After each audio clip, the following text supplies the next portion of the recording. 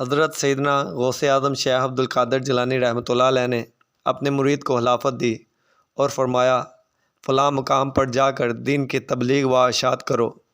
چلتے چلتے مرید نے عرض کیا کہ کوئی نصیحت فرمائیے۔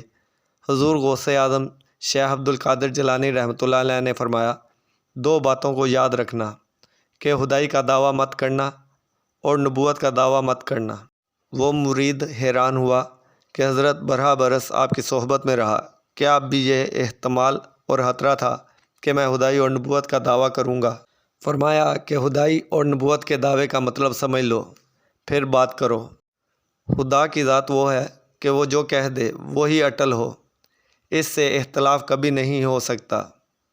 انسان جو اپنی رائے کو اس درجہ میں پیش کرے کہ وہ اٹل ہو، اس کے خلاف نہ ہو سکے، کوئی بندہ اپنی رائے پر اتنا اصرار کرے تو اس سے بڑھ کر خدائی کا دعویٰ اور کیا ہوگا؟ اور نبی وہ ہے جو زبان سے فرمائے وہ سچی بات ہے، کبھی جھوٹ نہیں ہو سکتا۔ جو شخص اپنے قول کے بارے میں کہے کہ یہ ایسی بات ہے کہ اس کے خلاف ہو ہی نہیں سکتا، وہ در پردہ گویا نبوت کا مدعی ہے کہ میری بات غلط نہیں ہو سکتی، حالانکہ اس کی رائے ہے۔